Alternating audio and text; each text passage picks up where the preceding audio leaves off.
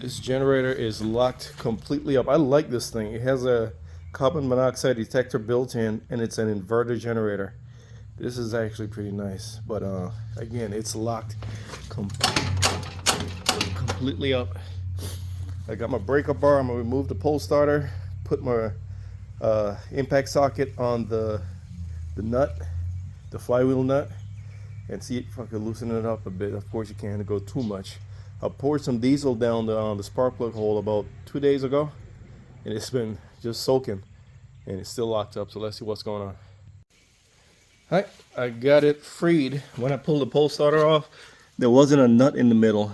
It was it's just like a silver cup thing, and the pole starter has some prongs. When you pull it, the prongs fly out, centrifugal force, to engage it. So you can just stick like a screwdriver or breaker bar in the prongs, but it's free.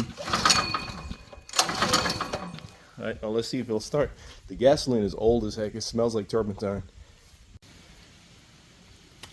I went ahead and pulled the went ahead and pulled the valve cover because I got the engine freed up, put the spark plug back in, pulled it, and it barely has any compression.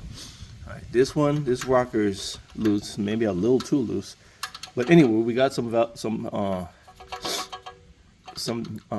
clearance right there, some play. This one is tight, so I think this is the problem. That is the exhaust. I think the exhaust valve is too tight, and it's not close. As a matter of fact, oh man, look at that. See how brown that is? So that's telling me it probably burnt the exhaust valve. Anyway, let's go ahead and adjust it and see if we get some compression. All right, I went ahead and set the exhaust valve to 8 thousandths, which is pretty much what the intake is set at.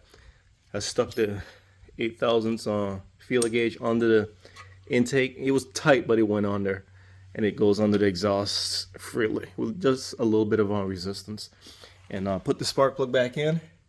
And when I pull the recoil starter, no, we got some compression. See, it's actually moving the whole machine. It wasn't doing that before.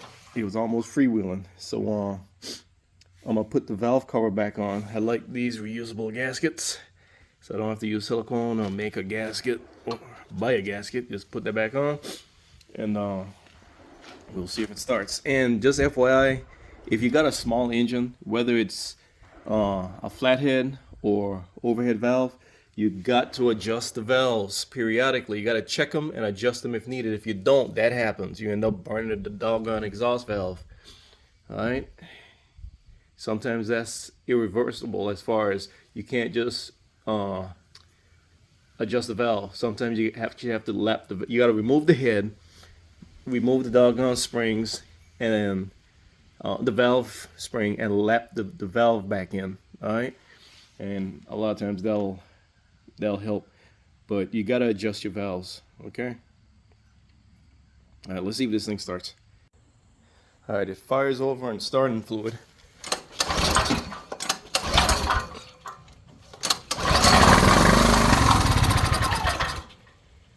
But no, I got to clean the carburetor.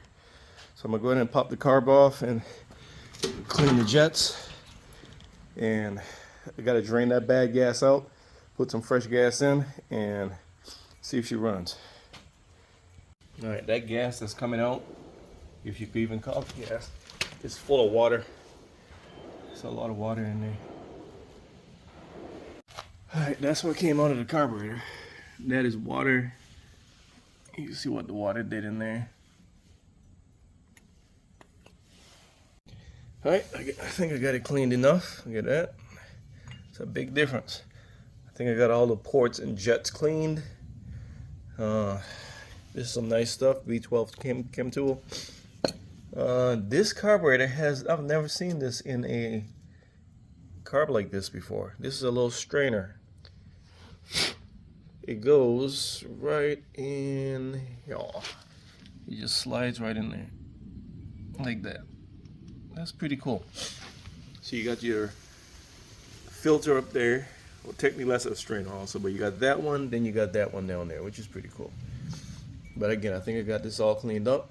the throttle linkage is not mechanical, it's actually electronic. So this screws on to the top of the carburetor and it controls the throttle electronically. Alright, so let's get this back together, put some fresh gas in it. I don't know what's wrong with it, ain't got no gas in it. Anyway, let's throw some gas in it and see what happens.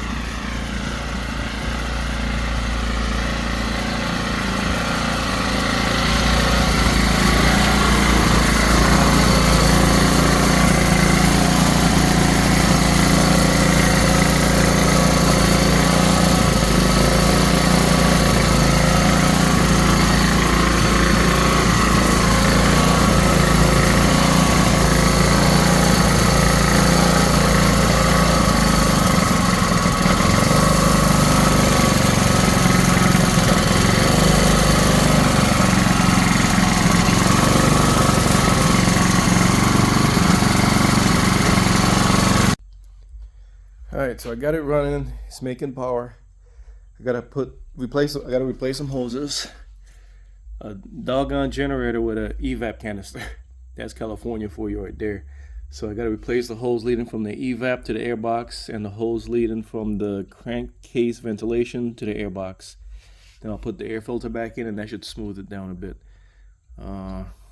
There's no real idle speed adjustment on this thing because again the throttle is electronic. So let me go ahead and replace that stuff, the hoses, and put the filter back in. I'll run it for like an hour or something so you see how it holds up, and if it makes it through an hour, it should be good to go. So let's see. Alright, there it is. It has fresh oil in it because that oil is contaminated with diesel. And it's ready to go. Starts right up. Carburetor is nice and clean. Yeah, I took care of the hoses that were cracked, so it's about to go back to its owner.